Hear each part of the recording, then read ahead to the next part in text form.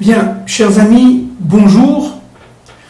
Alors nous allons compléter un peu notre introduction sur Tzuk Eitan, et notamment en précisant le point qui nous paraît évident, mais qui est en fait fondamental. Il ne s'agit pas ici de prendre position politiquement, économiquement ou financièrement. Il ne s'agit pas ici de parler de stratégie pour la stratégie. On ne fait pas de politique ici. Le but est de dévoiler la Torah de la délivrance. Cette Torah de la délivrance, à partir de Jérusalem, est une Torah qui est, je répète, comme nous l'avons dit pendant de nombreuses fois, totalisante, globalisante. Et pour cela, elle unit les contraires, elle unit la diversité. La vérité, elle est certes éclatée, mais cet éclatement s'unit en fin de compte pour pouvoir particulièrement reproduire l'unité, c'est-à-dire l'unicité du nom de Dieu. Alors donc, ceci étant dit, je répète et je continue. La terre d'Israël est une terre sainte. C'est une terre sainte parce qu'elle a la capacité de transmutation. N'importe quel être humain ne peut pas vivre en terre sainte. Pourquoi ? Parce que pour vivre en terre sainte, il faut avoir la capacité d'entrer à l'intérieur de soi-même pour pouvoir, après un combat extrêmement difficile, extrêmement long, pour pouvoir tout simplement révéler l'essence de notre être, l'essence de nos fonctions. Et cette essence, n'est-ce pas, va déterminer, en fin de compte, toute la dynamique de notre propre histoire. C'est cette essence qui va nous faire, qui va faire en sorte qu'on va donner carrément un sens à notre vécu, un sens à notre histoire collective, nationale, mais aussi et surtout personnelle. La terre d'Israël est donc une terre qui est par définition totalisante. On l'a déjà dit de nombreuses fois, elle comprend en elle l'ensemble des éléments de la nature et l'ensemble des histoires. Et le problème, notre travail à nous, à notre génération, c'est d'unir la nature et l'histoire, d'unir le monde d'Elohim au monde de Yud-Keh-Vav-Keh. Et ça, c'est ce qu'on appelle la géographie. Vous voyez, je vais tout simplement me référer à cet ouvrage qui est un ouvrage de mon maître. Je vous l'ai déjà montré plusieurs fois dans Kimitzion, qui est paru en 1996. Et comme je l'ai dit autrefois, dans quelques jours, il va y avoir le 20 novembre 2016, il va y avoir le 20e anniversaire du décès de Manitou, de Zichrono Libracha, du Rav Yehuda Léon Ashkenazi. Eh bien, en son honneur, en sa mémoire, nous allons citer à la page 38, n'est-ce pas, dans son commentaire sur Bereshit, sur la Genèse. Regardez ce qu'il dit. Rashi, dans la perspective de la Torah, cherche à nous faire comprendre, je cite, que la nature elle-même est essentiellement la demeure de l'histoire de l'homme. Le lien entre l'histoire et la nature, c'est la géographie. Une philosophie géopolitique est donc inscrite en filigrane dès le récit de la création de l'homme, etc., etc. C'est-à-dire qu'en fin de compte, grâce à la géographie, nous allons déterminer par ses contours, par les contours de la terre d'Israël, par ses frontières, eh bien, en fait, l'histoire des rapports entre Israël et les nations. L'histoire des rapports entre Israël et les nations, et chaque individu qui est capable d'entrer dans son propre monde d'Elohim, si vous voulez, dans son propre intériorité, grâce au mitzvot, grâce au limud Torah, grâce à l'étude de la Torah, va être capable de rentrer le plus profondément pour retrouver en lui son essence. C'est ce qu'on appelle, ce que j'avais appelé, n'est-ce pas, le zikaron. Et ce que les Rachamim appellent, n'est-ce pas, le Even, la pierre qui est en nous, dans notre cœur. Et cette pierre qui est en nous, qu'on retrouve à Jérusalem dans Even Ashtila, n'est-ce pas, cette pierre-là qui va réunir tous les contraires et qui va faire en sorte que le temple va pouvoir être édifié pour le bien de tous les peuples, eh bien cette pierre-là correspond exactement le cœur d'Israël, et aussi parce que c'est le cœur d'Israël, le cœur du monde. Et pour cela, nous allons nous référer encore une fois à la cartographie biblique. Nous sommes au temps de la sortie d'Égypte. Évidemment, les exégèses, les commentateurs de la Torah, notamment des parachas de Shemot, du livre de l'Exode, eh bien, ne sont pas tous, évidemment, d'accord avec le tracé géographique de cette sortie d'Égypte. Mais d'une manière générale, le consensus est le suivant. Alors, je vous montre, si vous voulez, la carte. Voyez, je vous montre la carte. Voilà, si vous voulez, en vert, le tracé de la sortie d'Égypte. Alors, vous allez avoir ici un certain nombre de points fondamentaux. D'abord, évidemment, ils sont sortis d'Égypte. Vous voyez ici, vous avez là le territoire de Égypte, le territoire de Goshen, n'est-ce pas, avec ici la ville de Ramsès, vous voyez, avec la ville de Ramsès, et ce territoire de Goshen qui va correspondre donc à une très vaste partie de l'Égypte, disons, riche, l'Égypte qui va être fertile, et ils vont sortir de là, vous voyez, ils vont sortir d'ici, et ils vont rentrer, traverser la mer Rouge, avec toutes les nissim et les fleurs, tous les miracles qu'il y a eu, et là, ils vont,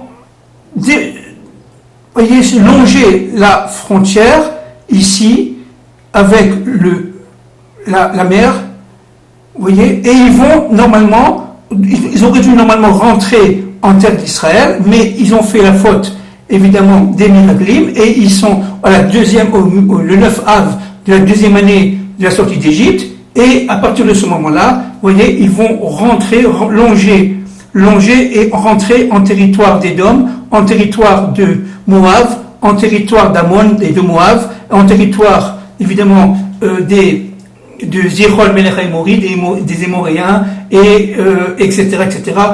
Et donc, si vous voulez, là, cette traçabilité de la carte, là, prouve aussi, on le verra tout à l'heure, que il y avait deux possibilités de chemin, si vous voulez, au début. Vous avez un chemin qui allait de l'Égypte en passant par Baal-Séphar, etc., et donc arriver à Mara et rentrer carrément, longer la mer Rouge et rentrer, comme j'essaie de vous le montrer ici, en territoire aujourd'hui qu'on appelle de Transjordanie après la faute, n'est-ce pas? Et ici, vous avez une deuxième possibilité, un deuxième parcours, qui est le parcours qui était, en fin de compte, le plus simple pour entrer en terre d'Israël, qui était le parcours des Philistins, le parcours qu'on appellerait aujourd'hui de Gaza, et qui devait être en quelques heures, en quelques jours maximum, lui permettre au peuple de rentrer directement en terre d'Israël. Vous voyez, si vous voulez, voilà à peu près la carte. Vous voyez, vous avez donc ici le territoire de Gaza, avec en tout cas la direction de Gaza, et ici vous avez tout le cheminement en vert, en pointillé vert, qu'a effectué les Bnei Israël. Alors pourquoi c'est très intéressant? D'abord, comme je vous l'ai déjà dit, le premier point fondamental, c'est que les Bnei Israël avaient besoin d'une très forte maturité historique pour pouvoir traverser le territoire de Gaza, le territoire des Philistins.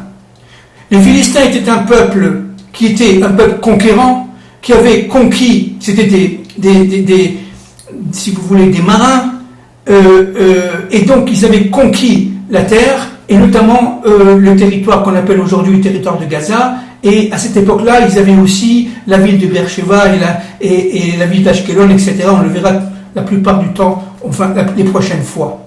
Et donc, le premier point très très intéressant, c'est que ce territoire-là n'a pas été accepté par Hachem, cette dynamique de l'histoire vers Gaza, parce que le peuple n'était pas prêt à se battre.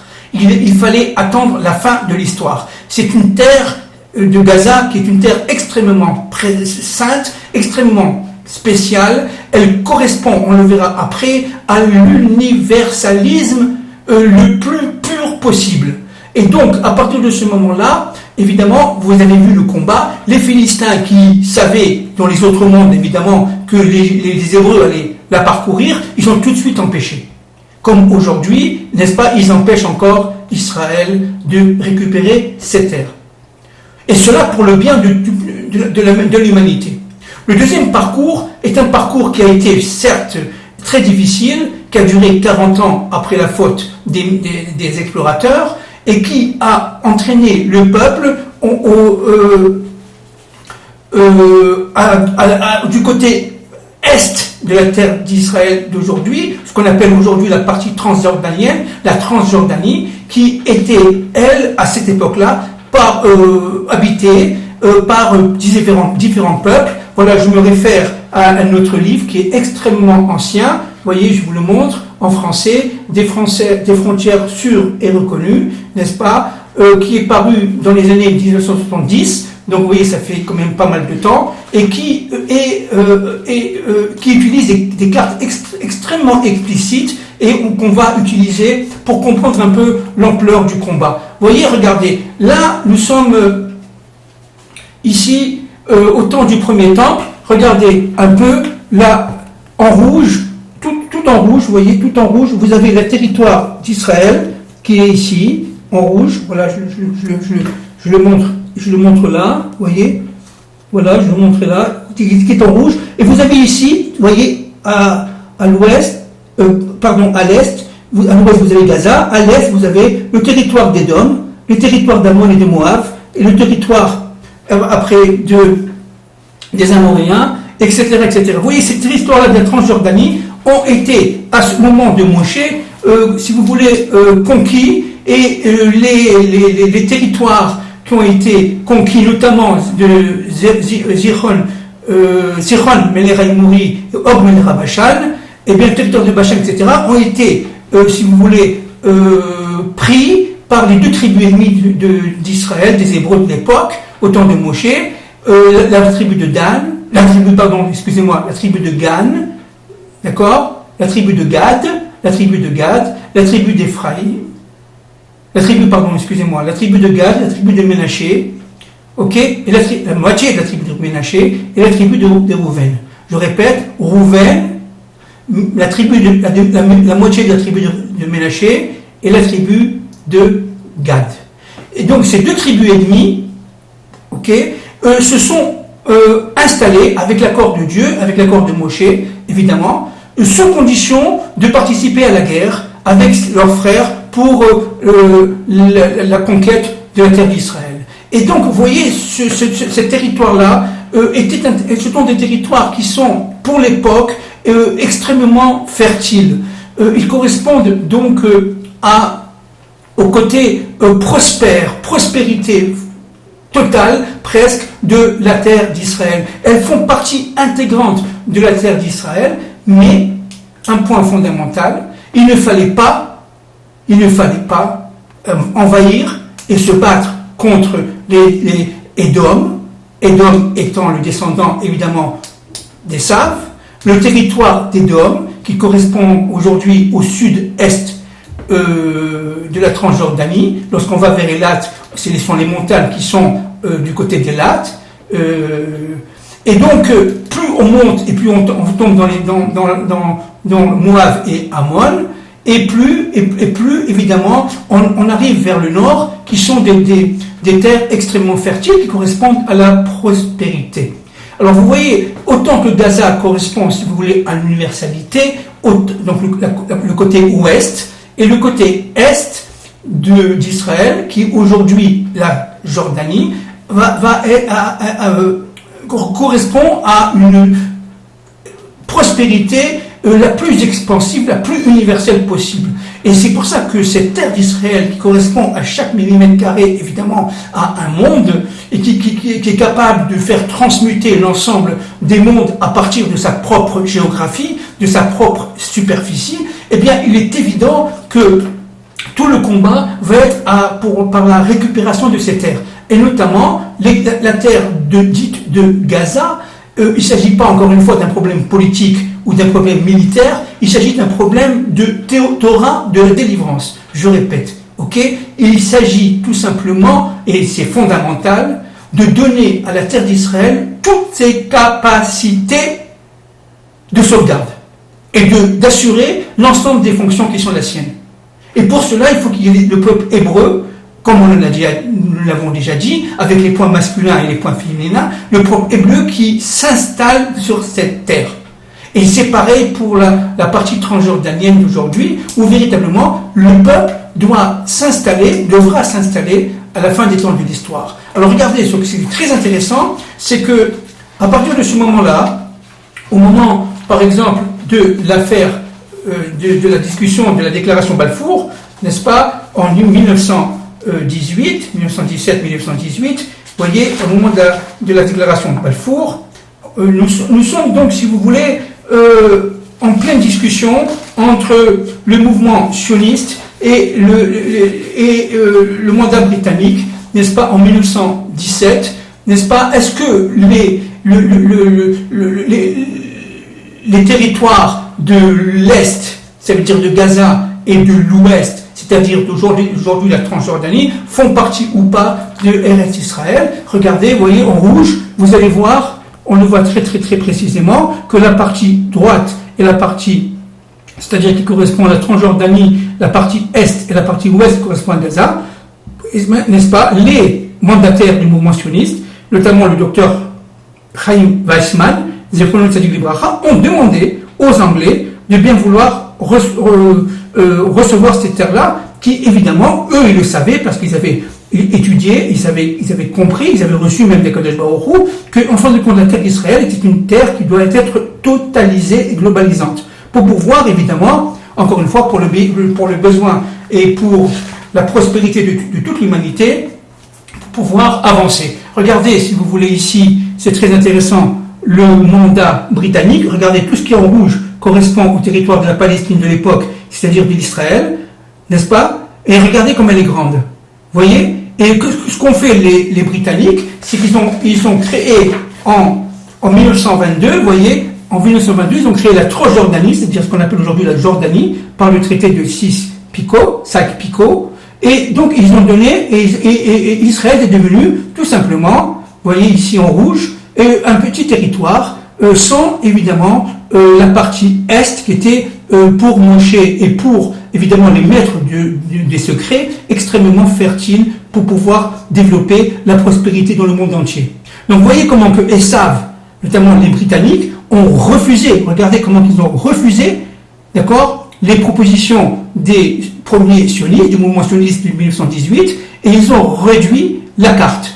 Pour une raison très simple, c'est qu'ils ne voulaient pas, évidemment, ils ne voulaient pas que la terre d'Israël soit complètement récupérée et récupérable de manière à pouvoir faire sortir le Mashiach ben David.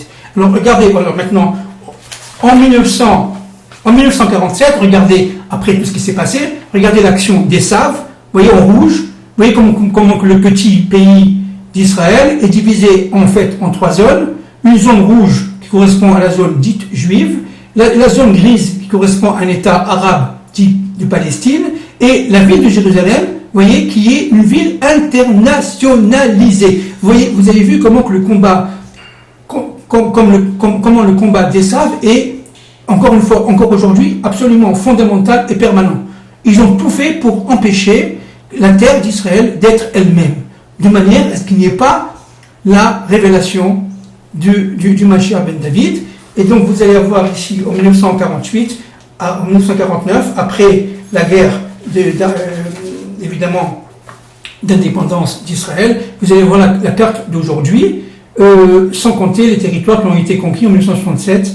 Voilà, alors maintenant je vous montre voilà en 1967, c'était la carte de 1967, avec le territoire du Sinaï, en rouge ici. Ce territoire du Sinaï, évidemment, il a été rendu à l'Égypte par les accords de paix du camp David de 1979.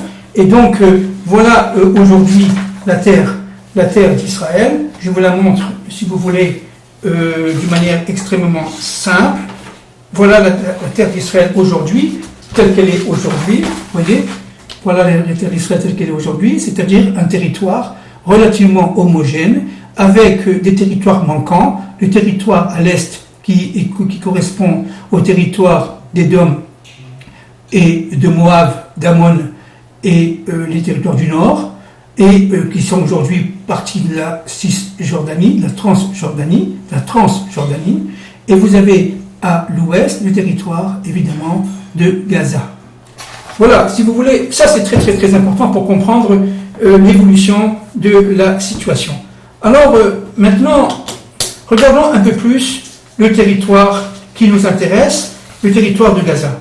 Le territoire de Gaza, était un territoire donc, on répète, une terre qui, par définition, par essence, fait partie de la terre d'Israël, parce que tout simplement, elle possède en elle les capacités de transmutation qui sont les capacités de toute la terre d'Israël. Et donc, à partir de ce moment-là, il faut absolument s'implanter sans, encore une fois, faire du discours politique. Je ne fais aucun discours politique et je n'attaque personne. Je parle ici de la fonction thoraïque de la terre d'Israël, telle qu'elle a été créée, comme le dit Rachid d'ailleurs, par Dieu. Ok? Alors regardez ici le territoire de Gaza, avec les différents points. Vous voyez ici, vous voyez les points noirs. Ce sont les différents points de peuplement juif qui ont existé jusqu'au retrait en 2005 de Gaza. Regardez, il y avait 21 peuplements. Vous voyez, Gaza a une forme un peu rallongée, même beaucoup rallongée, une sorte de coup de poing, de fer de lance presque, qui va pénétrer en terre d'Israël. Et que, évidemment, ces points-là, je vais vous les citer. Vous avez, par exemple, pas les citer tous, il y en a 21. Dougit, Nitzanim, Netzarim, Kfar Darmon, Netzer Azani, etc., etc. Gadid, Gandor, Mourak. Aujourd'hui, ce sont des points qui ont été, disons, évacués et abandonnés aux gens de Gaza. Et par définition, donc, si vous voulez, la Terre il y a 21 points cosmiques. La Terre, aujourd'hui, est vide de juifs, c'est-à-dire véritablement qu'elle est, si vous voulez, en position d'agression.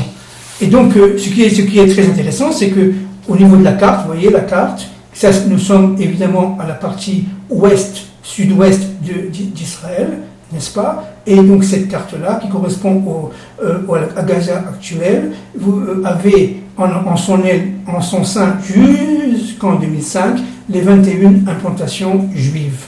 Et aujourd'hui, à la place de ces implantations juives, vous avez des lanceurs de missiles et toutes sortes d'armes qui sont des armes d'agression et qui veulent absolument empêcher la terre d'Israël de se retrouver elle-même, de se recomposer selon la volonté de Dieu. Donc nous sommes là devant un problème extrêmement important, on va le voir, parce que évidemment les nations, considérant évidemment que Israël ne doit pas retrouver l'ensemble de son parcours historique, de sa géographie totalisante, eh bien sont du côté des gens de Gaza, parce qu'ils disent que tout simplement, je reste au niveau, cette fois-ci, strictement politique, la terre leur appartient. Et tandis que nous avons dépassé le côté politique, nous savons très bien qu'à travers cette appartenance politique de la terre et de la stratégie, il y a évidemment des points cosmiques, des points de transmutation, des points assurément extrêmement sains que les Israéliens ont besoin pour pouvoir sauver tout simplement la planète, le monde. Donc le combat est redoutable. Vous avez vu comment les Anglais ont, par par leur influence, tout fait pour rétrécir la terre d'Israël. D'accord ? Regardez les accords de l'ONU en 1947, regardez la carte de 1948, et regardez la réaction des nations face à la guerre des 6 jours de 67, et aujourd'hui, regardez la réaction des nations face à l'ensemble des problèmes politiques et territoriaux que pose en tout cas le retour d'Israël sur sa terre. Alors il faut comprendre une chose pour finir, c'est que la terre d'Israël est longue, mais elle est extrêmement étroite, et les distances sont extrêmement courtes. Alors je sais que beaucoup le savent, mais encore faut-il le redire. Je vais vous donner, avant de finir, cette partie dite géographique, géostratégique, qui fait partie, encore une fois, partie prenante de la volonté divine. Nous sommes dans la Torah de la délivrance, nous ne sommes pas au niveau de politique. Je répète, voilà, Gaza, Ashdod, vous savez combien de kilomètres entre Gaza et Ashdod? 30 km 700. D'accord? Ça veut dire que n'importe quel petit missile peut arriver quand les Gazaouis le veulent à Ashdod. Gaza, Ashkelon, 14 km. Gaza, Ashkelon, 14 km 500. Gaza, Tel Aviv, 64 km 500. C'est-à-dire que un Scud russe peut absolument arriver à Tel Aviv n'importe quel moment. Et un Scud russe, c'est quelque chose de très puissant. Gaza, Sderot, vous savez combien? 7 km. Gaza, Sderot, 7 km. Sderot étant une ville juive israélienne, pratiquement à la frontière de Gaza, 7 km. Gaza, Beersheba, 39 km 700. Gaza, Yerushalayim, 69 km 700. Et Gaza, Haïfa, la distance la plus longue, seulement 147 km 800. C'est-à-dire qu'en fin de compte, de Gaza, le territoire d'Israël est à portée de main. Donc vous comprenez que le fait d'avoir, et encore une fois, sans faire de politique, vous comprenez que le fait d'avoir reçu autant, pendant des mois et des mois, des années, des centaines, voire même des milliers de requêtes, à Sderot, à Ashkelon, à Ashdod, et j'en passe, eh bien, a fini par créer une réaction certes musclée, mais une réaction absolument salutaire de la part de l'armée d'Israël pour pouvoir tout simplement survivre. Et il ne s'agit pas d'une guerre, si vous voulez, de haine, fondée comme on a essayé de le faire, de guerre ou de vengeance. Il s'agit uniquement d'une guerre de protection. Une guerre, si vous voulez, qui permettrait d'éviter les morts juifs, mais aussi les morts des gens de Gaza. Parce que l'armée d'Israël, on le verra, est une armée extrêmement morale. Voilà, je crois que j'ai suffisamment dit. Vous avez vu que les distances sont très courtes. Et je répète un point fondamental, la terre d'Israël est par définition, par essence, par nature, une terre sainte, c'est-à-dire une terre où on est capable, chacun selon son niveau, chacun selon sa fonction, de comprendre sa propre essence. C'est pour ça, comme je l'ai dit de nombreuses fois auparavant, c'est une terre difficile à vivre. Parce qu'elle révèle ce que les autres terres ne révèlent pas. Elle retire ce que les autres terres ne retirent pas. Elle enlève l'écorce. Et l'écorce, certes, c'est salutaire parce que ça protège, mais c'est aussi obscurcissant. Et la terre d'Israël, qui est une terre dite de lumière, a besoin de tous ses points cosmiques, de toute sa géographie complète pour pouvoir rayonner dans le monde. C'est pour ça qu'il faut prier pour que sans guerre, on puisse récupérer ces terres de manière à ce que le peuple d'Israël puisse faire sa fonction. Il ne s'agit pas ici d'envoyer nos soldats et pour détruire tout, il ne s'agit pas du tout, il s'agit tout simplement de révéler le nom de Dieu, d'aller selon sa volonté première, la volonté du Créateur. C'est tout. Nous ne cherchons rien, nous ne voulons rien. Ce que nous voulons, c'est la glorification Du nom de Dieu, je vous embrasse.